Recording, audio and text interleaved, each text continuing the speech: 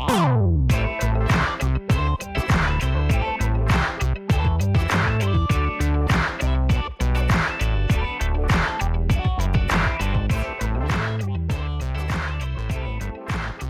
everybody, welcome to the last IT podcast in the world. I'm David Wheat from Alt CIO Consulting, and look who I have with me, Mark Rhodes. Introduce yourself, Mark.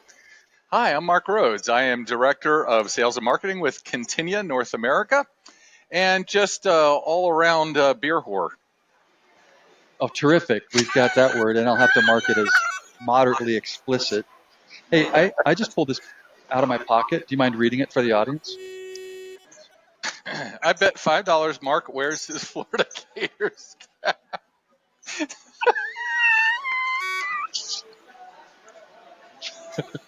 It's signed.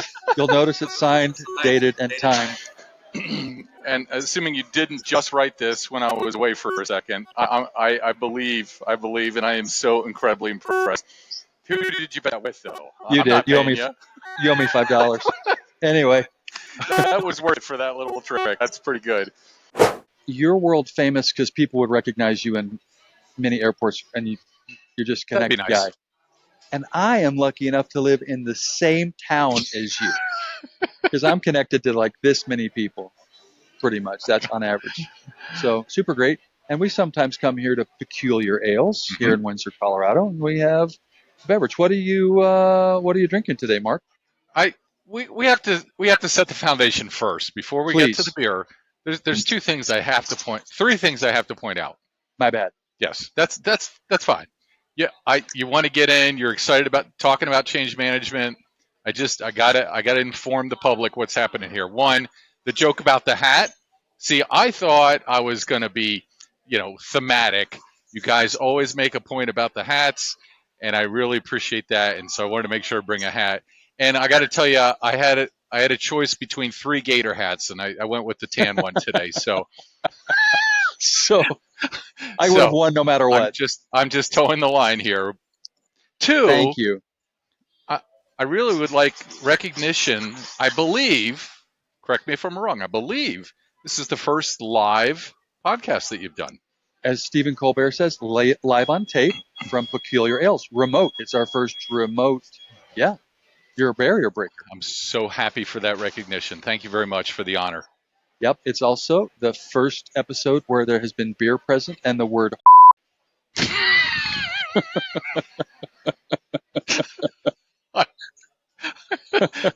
I mean, let's count up all the barriers we're breaking.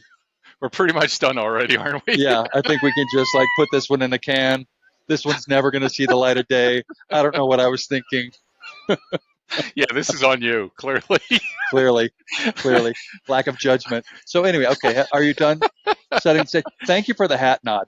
You're a great fan of the pod. So. You know we wear hats, mostly to cover up this mug, the top of this mug, and I appreciate it. And yes. So I will rescind the fact that you owe me $5. We'll cancel the bet. No, I think that was tremendous. Absolutely tremendous.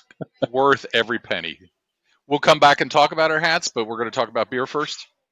Let's do beers, and then I've got some banter, and then let's go on. So what's super? Okay, so folks, I have the Foundation Stout here at Peculiar, and we are in Windsor, Colorado. If anybody wants to look that up, and you can see I haven't even started it yet. It looks pretty nice, doesn't it?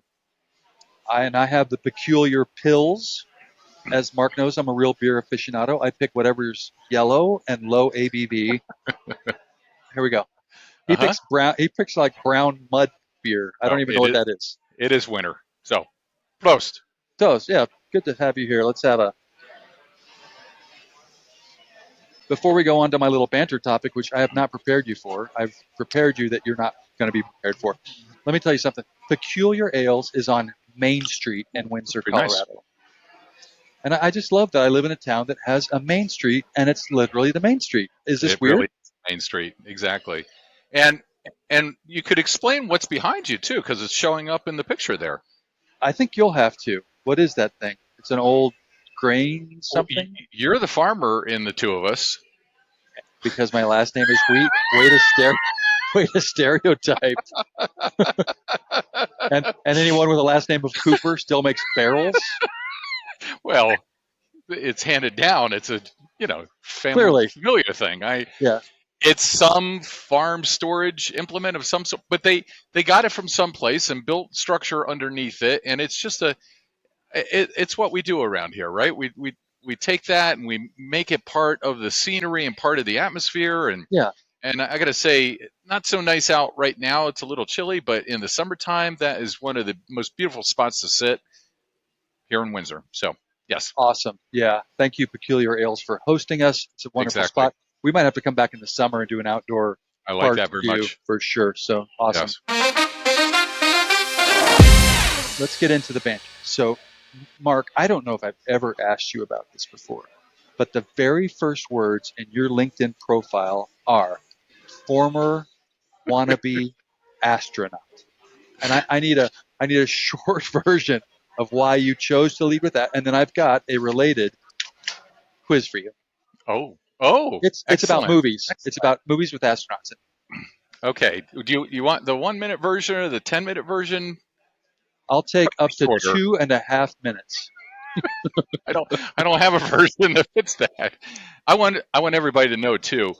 I have no idea what we're going to discuss today. David prepared me in no way, so this is all off the cuff. Now, I love for nothing more than just the people that ask me about it and comment about it. Great conversation starter, right? Yeah, So we could just leave it at that. Honestly, it is the truth, right? At some point in my life, in between, I don't know, wanting to be a Lego master and wanting to be an architect, I thought, hey, being an astronaut would be pretty cool, right? for sure. I still love space. I took astronomy in college and love that. I just don't have the hardcore math skills, to take that profession on. Stop. Let's improve your story. You can say, remember how David Robinson, who was the all-time great San Antonio center, played at Navy, but turned out he grew too much and he was too tall for the Navy? What you need to say is, I was too tall for the astronaut program I like that. and I was no good at math. Cheers. I am well, probably not nowadays, but used to be. You're Yeah. very Anyway, yeah. carry Thank on. you. Math. I Yeah. appreciate that. Well, so I honestly, when I was redoing my LinkedIn profile a few years ago, wanted to do something catchy and came up with that. It a nice little insight, conversation starter, kind of fun. Perfect. That's pretty much it. I love branding. I love how people brand themselves on LinkedIn with catchy things or a thing they repeat. We'll talk about some of that on some future podcasts. Awesome. So with that in mind, the unprepared part is Appreciate that. I have picked one, two, three, four, five, six astronaut related movies. Okay. Okay. I'm not gonna have you rank them. That's just ridiculous. I'm gonna have you 1 through 5 stars, what you think of them or didn't see them. And we're Okay. going to move All right. through it pretty quickly. Let me define astronaut. An astronaut is a human being that puts on a spacesuit, leaves Earth, hangs around in space, comes back to Earth. So I apologize to everyone else, Good. but Luke Good. Skywalker is not an astronaut. That's science fiction. So, so these are I've human astronauts, NASA-like kind of related stories. Okay. So, what are these questions called? Like, is Die Hard a Christmas movie? What are those Oh, questions called? That don't. yes, yes, I went there. I I have in my, I'm going there later. Oh, and then David stormed out. We love each other except on this one very specific is Die Hard a Christmas movie topic. We'll talk about that in a minute. So here we go. Here are six Okay, movies. I'm going to mention them in no particular order, all and right. just like quick whatever you want to do rating. So The Yeah. Martian, 2015, directed by Ridley Scott, Oh, what a great, starring great Matt movie! Damon and Jessica Chastain. Love that movie. So fascinating. So Yes, you'd say five, yes. five Is that stars, my scale? Five. Yeah, 5 stars. 0 through 5 stars, or didn't see it. Okay, Yep. love it. Gravity, 2013, directed by Alfonso Cuarón, starring Sandra Yes. Bullock and George Clooney and Ed Harris. I'll give that a 4. I absolutely loved the cinematography and all the special effects and everything like that. A little too predictable was the unfortunate thing there. Yeah, and some plot leaps, I think, about how they had to survive things. I will say this: Yeah. I've said the same thing about that movie. I give it many, many stars just for being visually Yes. stunning, and Yes. other things I have quibbles about. Perfect. Okay, so you would say 4 on that, Yeah. right? Okay, Mm, this one's the last one. Apollo 13. Ron Howard directed. Tom Hanks, Kevin Bacon, Bill Paxton, Gary Sinise, and repeating Ed Harris. that is a 5. Agreed. Yes. Hand down. So much to love about that movie. Here's what's great about that movie. I have watched it many, many, many times, and I'm Yes. always tense, and I know the ending. I knew the ending from the history books. That's how well that story is told. Exactly. Plus, Tom Exactly. Hanks is the cherry on top. Tom Hanks, Uh-huh. good. Okay, Yep. perfect. Yep. Interstellar, Yes. 2014, directed by Christopher Nolan. Listen to this cast: Matthew Interesting. McConaughey, Anne Hathaway, Jessica Chastain, Timothy Chalamet, John Lithgow, David Oyelowo. Yes. Very impressive. Unreal. I saw it once, and it was a while ago, so I'm stretching a little bit. I'm going to put it at maybe a 4.5. I remember having to have my son explain a couple parts to me because he had seen it a couple times. Yes, yes, But otherwise, super cool. Stretches your mind, of course, right? yes. And again, special effects, all of that. Yeah. Yeah, quantum Time to physics watch I it don't again. understand, but there's some Yeah. good stuff. I'd give it a 4. Perfect. All right. All right, 2000 Wayback Machine, the early one, 2001: Space Odyssey, Has to be on the list. Stanley Kubrick, the HAL 9000. I'm sorry, Dave, I can't do that. Predicting our future with our AI overlords. Weird. What do you think? Yeah. Okay. Are you Space asking baby. me as a person in 2025? Or are you asking me as a person in 1969? Let's do the how has it aged for you. So let's do the 2025 review. The Uh, score. Turns out, just rewatched this over the Christmas break, Wow. so it's very, very, very resident in my mind. I really enjoy it. How? Where am I going to rate that one? That's a tough one because there's a lot of factors involved there. It's very, very slow. My gosh, it didn't need to take the 3 hours that it took. Right. But the special effects were out of this world for Out of 1969. this world. Look at you. Yeah, I don't get this space baby. So I'd give it a 3 out of 5. Very artsy. Music was great. Didn't understand what was happening most of the Yeah, time. a All right, three's fair. final one. The Right Stuff, 1983, directed by Philip Yes, Kaufman. Sam Shepard, Scott Glenn, Ed Harris again. He's on our list 3 times. right. There's a reason I saved this for the last one. It's really You know, about Chuck Yeager. I remember really enjoying the movie, but I think I saw it when it first came out, and I haven't seen it since. I can't remember enough to rate it. Sorry. Let me tell you why I think you rate it 5 stars. Chuck Okay. Yeager is a test pilot who never makes it to space, but made the space program possible. So Yes. he, True. like you, True. was a wannabe astronaut. That Yeah. All right. was brilliant. Hey, here's my final thought. Hey, Mark, did you know that Die Hard is an astronaut movie? Because when Hans Gruber flies through space and experiences brief weightlessness, he's a temporary astronaut. See what Yeah. I did there? Okay. No. No. Eh. I lose. Hey, everybody, that was a banter segment. We're going to take a break. We're going to be back with a big idea on. I'm going to put a quarter in the change management machine and see what comes out of Mark's mouth right when we come back after the break. See you in a minute. Looking forward to it. Time for the segment called The Big Idea. The Big Idea. The Big Idea. Serious topic, but we'll still have fun.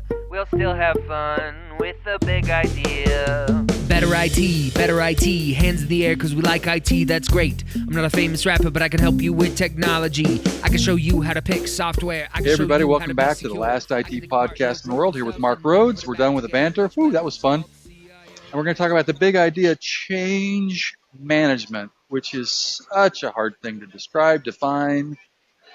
And so, Mark, this is a two-parter. If you had to explain to someone at a dinner party that didn't know IT and didn't know software projects, yeah, Ooh, you had to make it yeah. kind of understandable. We'll get into more. Like, how would you explain to a noob or an outsider, number one, what change management is? It's a three-parter. Number two, who cares? Why is it important? Yeah. Number three, why are you passionate about it? Because I think you Yes. are. I really am. It's quite interesting to me that third point, but let's go.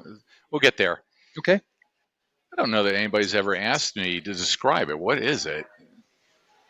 Welcome What to the is it? podcast. What is it? What is it? Here's the thing. I can tell you right off the bat, it's pretty much the number one reason projects fail. Put a pin, In put a pin right? in that because I got a question. Keep going. Yes. And so, what is it though? To me, it's it's taking a much more holistic view of a project. And for the purposes of discussion, we should just talk about right projects in general, initiatives, right? Change management can relate to a lot of different things. I'm typically thinking about it in the context of a project, right? Because of our worlds, it's typically a technology project. So we're talking about an implementation or an upgrade. Lately, I've been thinking about and talking a lot more about the impact of AI on the team and how do we address change management, organizational change in the context of AI. So again, it's around technology, the impact of technology on your team. It really comes back to not the nuts and bolts of the how, it's everything surrounding the how, right? So it's the processes, it's the commitment, it's certainly the buy-in, it's the reward system, it's the culture, it's the celebrating the wins, right? Everything around the actual getting the project done and the actual system itself that makes the system successful. Mm, yeah, I I don't know how to define it either, but literally this just came to me, and I've got a quick feedback. We can bat it around a little bit. Then I Yeah. want to get to you mentioned why it matters, and then maybe why you're passionate about it. But really, it's the psychology of the project almost. You've got the technical work. We've got to do this work that's understandable, but it's the human side of things that often struggles. And I thought of this example. See if we can bat this around a bit. If Daddy took a new job in another city, Daddy and Mommy have to move. Would they, the day before they move, tell the kids and say, "You're never going to see your friends Right. again Right. Right. because hey, we don't want to have"? Or would you think about how do we prepare our children for this big change in their life? And Mm-hmm. good parents would be intentional about that, and bad parents Yeah. would say, "Get in Yeah. the car, we're going." Right? The psychology of adapting people to something that's going to change in their life. Right. Any thoughts Right. on that? Good analogy. I am going to push back a little bit on this. Yeah. And here's why. This has been a more recent thought, a more recent revelation for me. I think so many people struggle with it because traditionally it has been pitched as the soft side, Okay. right? And when you talk about psychology, there's a softness to it, right? Sure. And I think everybody struggles with it because they don't recognize there's a lot of hard side to it as well. So the first thing that pops up in my mind are roles and responsibilities. Let's talk about again the impact of AI or putting in a new ERP system, and you look at the impact on the accounting team. So what is their current workload? What are their current roles and responsibilities? Suddenly you're asking an accounting team who has always been prided and been looked to be very regimented, very process oriented, very hard numbers, right? Everything's got to tie out. We have to follow structure, we have to Mhm. follow processes. Now you're asking in a typical project, hey, think outside the box. How would you like to do things differently? Mhm. Right? Let's just focus on that for that 1 second. That's a hard thing. That's not a soft thing. That's a very structured, we used to do it this way, now we got to do it a different way, right? And what's that look like? And how are we going to make that switch? And what are all the surrounding factors that help us make that switch? If I'm rewarded on a 3-day close and suddenly it's going to take me 10 days to close, because I'm getting adapted to a new system and figuring out new processes, that runs counter to my world. That's Right. it. And that's pretty hard, actually. Yeah. And work through that's a pretty hard issue. So I'm starting to think about change management slightly differently, and it's a combination of the soft and hard factors. And Perfect. and so that's one reason I think everybody struggles with it and why it's hard to define. Two, it's very encompassing. There is a lot to take into account. And traditionally, and I think this is still the case, most people don't understand it. So it's real easy to just say, let's not worry about it. It'll work itself out. Let's not pay for somebody to figure this out for us. We'll just kind of muddle through and the team will be great. Yeah. And two things on that. One, I see I think you're right. There's a change management can be taught. It is a skill which can be learned. There are patterns and processes to follow. That's hard side. That's the hard side. I think you're alluding to. But also in projects, there's a lot of human fear. The first response almost for all Always. humans to anything that's Always. changing from comfort to I don't know, it's a question mark, is assume the worst, it's fear. So there's also that soft side. I agree, there's both overcoming that, and they both need to be present. But there can be practitioners on your project, and to your point, there usually aren't, who are essentially trained. We hope we get lucky with change management and hit a few of the right things along the way, and we accidentally do change management, as opposed to like, no, it's a framework, it's a structure, it's someone who's got the discipline and knowledge to help guide us through that on these bigger projects. Exactly. I never took a change management class, and I was responsible for bringing people along and doing change management as part of my role. And it was just sort of like hit or miss, which is bad. Right. Yeah. Right. Spent roughly 15 years in various project capacities, consulting, project managers, so forth. In a typical scenario, over and over and over, right? You present to the customer, here's our work plan, and here's the statement of work, and this is what it's going to cost. And it's a big number. So what do? Well, we've had this budget in mind, which a lot of times they've formulated out of the air, not knowing exactly what it takes to put a new system in. So they're looking to cut, and they say, "Oh, change management. We don't need somebody full time, focused on that, and worrying about all this. We know we have to train our employees. That's a given, right? Everybody gets that. So we'll keep the training part of that, but then everything else, we'll adjust, and we can make that work." And it's just over and over and over. Of course, no surprise. Then that becomes typically single point of failure. Why projects struggle so much? Because that's left out of the equation, and you can't ignore it. It has to happen. There's no way around it. It is going to happen one way or another. It's either going to be awful or it's going to be excellent. It is happening no matter what. Like accidental change management, like I said, or structured, intentional. We paid for it. It's worth it. Change management. Yeah. That's a really good point. Yep. I could keep listening. I've got a quick thought, and you can take this anywhere you want to go or go wherever you want to go. This is kind of in a discrete thing. This is more practical. What I have seen on projects is how important it is for this word engagement to be present.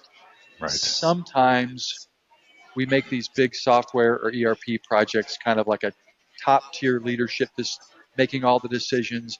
And the people that are going to use the thing day in and day out, most impacted by the jobs, are either never engaged or right at the end, when they can't say, classic. You realize you just broke my process and I can't do anything with the way you've done it.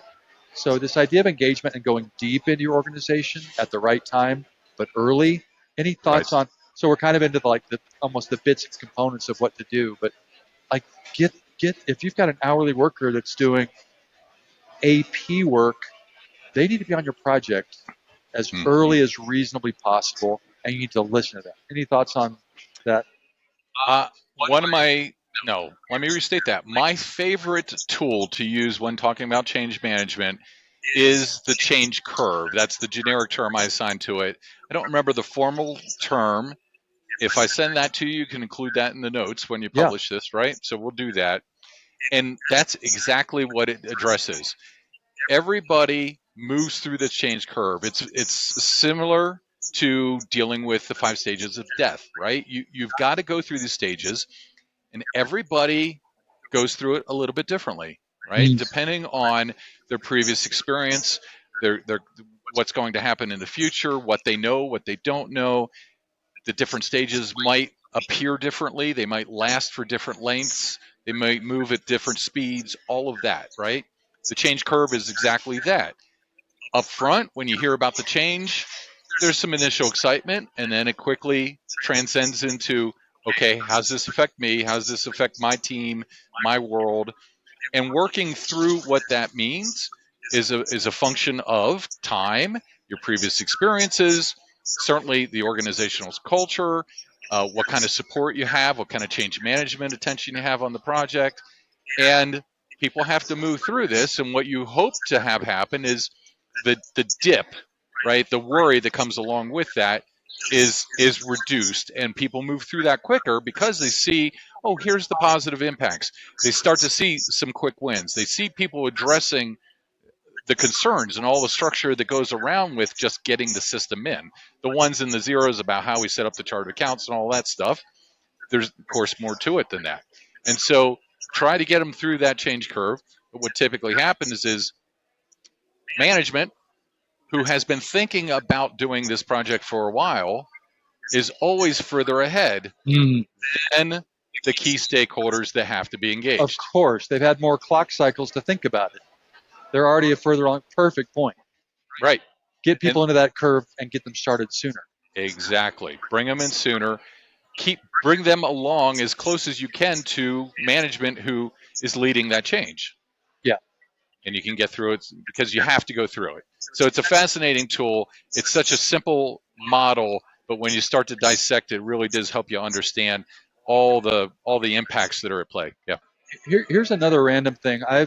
I've sat on ERP projects as a consulting CIO. I'm typically helping lead at a pretty high level, but I'm on a lot of these calls. And we are in the implementation phase. And still the ERP partner will have 15 people on the call. We're talking about a specific business process. And the consultant is just talking on and on and on with words. I call it the words and hand gestures. Imagine, if you will, that you'll be doing accounts payable like this. And I'm sitting here, and I'm not good at not typing up, but I have to wait for my moment. I'm sitting here like, bring up a screen, show them the screen. Right. Like, bring up the new ERP and show them the screen. Because we're literally inciting the fear of the unknown. And if you think, oh, absolutely, right, I recognize the word voucher and vendor and amount and tax, and and so suddenly we're subtly, like, again, these are all things that probably, like, let's remove the unknown with more of a known, not the full known, right, as early as we can. And I've seen it so many times that I think it's almost a pattern. Bring up the system. Right. Better yet, the second time you meet, say, I'm going to have you drive. Let's just, like, we're going to do the happy path, make a voucher and post it. That's it. Man, they start clicking on that thing, the thing that used to be a big mystery. They don't know how it's going to change their job, their life, their family, their outlook. Anyway, so these are things I see sort of down in the trenches that are connected to the bigger topic about how to be good at this. Yes. Everybody's going to have questions, period. If they care one iota about their job, they have questions at the start of a change effort. Answer the questions. Don't let them mire in just oblivion and not know what's happening, why, what are we doing, where's this going, how's this going to work out. Get all of that information out. I'm a big fan. You tell people what you want them to know, or they're going to make it up themselves, and that's far worse. Yeah. You never want that to have happen, but it happens lots of times. Yes. Yeah, great. I just thought of this as you were talking. You want to get people to ask questions. There are always people on a project, especially if they're an hourly worker, they've been on a big project before, they've been asked to make decisions. Any ideas about how we can draw out from those people their questions? Their boss might be on the meeting. They don't want to seem ignorant. What I worry about sometimes in change management is, like, we want people to ask their questions, but they might be a personality that's like not comfortable with that. They may be a woman that the guy keeps talking over. Probably me. I apologize if I did that. So, like, it's so. This kind of goes to the soft skills. You want that, but how do you? That's a real curveball for you. Any ideas? No, that's a super point, right? There's a lot to that, so let's start walking through that. So one, I believe in the power of having somebody from the outside do this, who's gone through this process before, knows the change management tools and the skills and so forth. And also, pretty much every project I ever did, people did not have a problem opening up to me. They're so happy to have somebody to listen to them. And so just go in and you ask some questions and they start talking, right? Certainly, yes, pull them aside separately. And you can tell that pretty quickly up front. You have that first meeting, you start asking some open-ended questions, and if somebody's dominating the conversation, you're not hearing from some other people, you know there's an issue there. So you're going to have to pull people aside, talk to them one-on-one, go through the process that way, which is perfectly fine. Yeah. And so you got to give them that opportunity. And half the time, yes, they just need to voice their concerns. A lot of times in those kind of cultures and those kind of environments, those people don't get to talk a lot. Mm-hmm. And so they feel a little undervalued and they feel like nobody listens. And, okay, fine, I'll play along. And how engaged are they going to be? Yeah. Sometimes those people can be very detrimental to your change effort, and you really do have to work with them specifically to get them on board.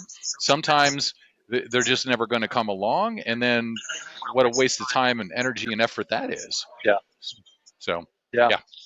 Again, Mark's right. We do this organically. We don't prep. We just have a conversation. So the questions aren't always linear, everybody, which you're used to if you listen to this. But is there a practitioner that in your career you watch do change management, and that you don't need to name them by name? You can at them, as you know. We have the proprietary at podcast technology. You can at companies or at people. But if you just have you watched or a project that was run well, and if you could pick out the things that made that project work well from a change management perspective, anything come to mind? I love talking about this particular implementation. It was for an ERP for a property management company, basically, property development, property management. It's the only project that they listened to us from the start. Most projects I've ever been involved with, it's always fascinating to me. They pay us a lot of money to come in and implement the project, and then they fight us on a lot of things. It's just very interesting, right? This one in particular, they listened from the start. They said, tell us the right way to do this. We laid out the plan. They didn't say, oh, that's too long, based on some arbitrary guess. They said, okay, tell us what you need. We told them, we need your best people. We need them involved. Here's how this is going to work. We're going to go through the training. We're going to get them on the system. They're going to design the new processes, and we're going to go through that plan. Then they're going to train the rest of the team the right way to do the implementation. They did it. Go live was such a snooze. That day, 0 problems, 0 issues.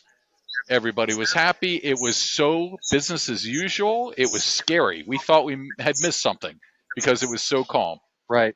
And I just love that project because they did it the right way. They made the commitment of resources and time. They backfilled the people, something I hardly ever see happen, right? You're asking somebody to suddenly spend 4 hours a day figuring out new processes and new documentation and everything.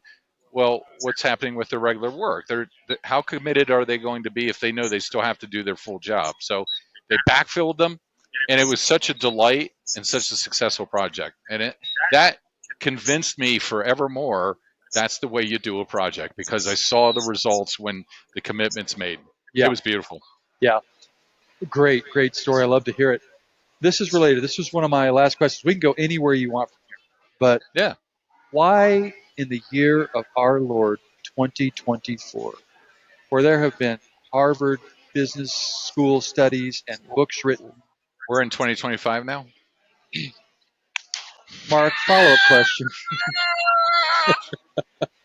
But my statement was true in 2024 too. And by the way, did you remember, I'm still doing 2024. Why in the year of our Lord 2025?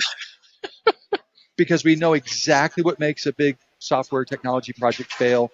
Reams and reams written about it. Everyone's posting about it. We all know it. Exactly. You decided a company that did it right. Why can't every company do it right? What's missing? That is the rub, isn't it? Yeah. Yes. And so back to part 3 of your original question, why do I enjoy it so much? I think that's part of it. It is a hard science with soft psychology and soft science, but it's fascinating to me that there's nothing new, absolutely nothing. We've been dealing with this since the 80s, and for some reason, as you pointed out, it's still top reasons why projects fail. Still so much being written about it. There's still so much struggle about it. It's absolutely fascinating to me. I am an internal optimist. I think, gosh, if I talk about it enough, maybe some lights will go on. I don't know, but it God is love you. fascinating to me. By the way, the fact that you remembered the third part of my question from all the way back in the intro, cheers. Cheers. We'll drink to that. Well done. What else? What else do you want to say? Gosh, I really hadn't prepped anything because I was waiting to see what the questions were going to be. Yeah. Yes. Anything else? Yeah. One of the things that I mentioned, did we mention? Yes, when we booked this, I think I mentioned this to you. Correct me if I'm wrong. A new concept to me anyway, because I haven't been doing a lot of change management the past couple years, so I haven't really been up on the latest kind of trends and so forth. But the application of Scrum or Agile methodologies to change management. And I'm very intrigued by this, and I think this is a worthwhile discussion to have with, well, for the customers listening, talk to your partner about this. I come from older school, right? Got the gray hairs, where it was a much bigger planning effort, and then you start executing for a change management exercise as part of a project. Now, I think they're adopting, as they are with overall project methodologies, right? Let's have these sprints. Let's have short efforts. Let's realize some wins quickly, right? Build upon that, adjust quickly. And I really like that idea because one of the ways, as I mentioned, to get people through that change curve faster, identify some quick wins. That is still kind of a number one goal in a project. If you can get some initial indicators about how people's lives are going to be better, it gets them excited a lot faster. Plus, it front loads the engagement, which I talked about. You have struck a chord. I'm glad this came up. I am a big fan of what I call modified agile for large software projects, including ERP. And some of the most successful projects I was on, used. The reason I say modified agile is because it's not quite the one that the developers used, because it's more of a configuration and training and setup. Sure. But still, Yeah. let me explain to people briefly what it is, why I loved it, and then tell you what I'm sad about. So in Agile, roughly, you say, you know what, we're not going to plan out the whole project. We're going to plan out the next 3 weeks. What should we be doing in the first 3 weeks of our project? You might be setting up your tenant. You might be making sure you can connect, very basic. And you might be doing some, like identifying members of the teams and mapping some process. Then you say, okay, great. And you measure yourself. And then you say, like, let's plan out the next 3 weeks. It can be 2, it can be 4, but I've used Right. 3. And you're breaking the project into chunks of 3 weeks, front loading people getting involved early, setting up the system, setting modest goals. And before you know it, you've built a house. You've laid brick on brick on brick on brick. Yeah. And before you Yes. know it, you're doing it. So it is a wonderful way to do both change management and to not overplan your project. Here's why I'm sad about it. It's fallen out of favor from my perspective. I see people posting, I would never do this on an ERP project. It's terrible. I'm like, Wow. man, I do not know if I'm broke or you're broke. You're broke. People who say that, I'm assuming you're broke because I'm not. But like, it is so good at merging, starting to front load engagement, getting Right. going, bite-sized chunks, little bits of Yes. work, quick wins. And Yes. before you know it, you've iterated, you've tested, you don't even know you've done it. And there's some formality you throw on at the end for like UAT and training. Anyway, love it. I think that's a great call out about how a project management methodology may be better or worse from a change management perspective because of the way it's structured than another one. So interesting to me. Just based on your description, I'm an immediate fan of that approach because what else are you looking at? A 4-month implementation, 6-month implementation. It's this big project. It's very complex and has a lot of critical paths to it. And it's very hard to understand if we're dragging this one area, all these other areas are going to be impacted. And then it's tough to know where you are in the project and make sure you're continuing to make progress because you're just talking about percentages of tasks all the time. When you break that down and getting something accomplished in these 3 weeks and then reset and go forward, that's a lot more manageable. And then, of course, everybody feels the energy of that as well. Yeah. That's a shame. But anyway, so I haven't actually used that approach from a change management perspective, but I think that's a great adaptation. Yeah. I love it with the right partner and the right company for sure. All right, Yeah. good. Anything else, or do you want to talk about what we've learned today? Well, yeah, we can move Sure. on, I guess. Anyway, Yeah. so let's summarize, and this is a little bit what here's what I've learned, Mark. No, I want you to go first, and then because I don't want you to. You go first. What did you learn today, Mark? Well, I've learned that David has no end of creativity. Really? Yes. Wow. So impressive. Oh, terrific. Awesome. Here's what I learned. First of all, I'm literally, you've inspired me on change management. I haven't talked this much about change management in a long time. I'm on multiple projects. I'm going to do what I can from my little spot to make sure I'm doing a lot of things like keeping our eyes open, seeing who's not engaged, make sure we're front loading. I really am inspired. 2, I didn't know you had 3 Florida Gators hats. I thought you just had the blue one. Number 3, I think we're like an old married couple and that we're kind of finishing each other's sentences. Like I was thinking about Agile, you mentioned Die Hard. And then the final thing I learned, again, I've learned this many times in my life, is that Die Hard is not a Christmas movie. I've learned that today. Oh, just And wrong. that's a wrap, everybody. Thanks for joining us. I'm sorry, Mark, but we're out of time. Host privilege. We will see you next time on the last IT podcast in the world. Thanks, Mark. I really appreciate it. Cheers. Thank you very much, David. And thanks to Cheers Peculiar to you. Ale. Indeed. All right. Bye.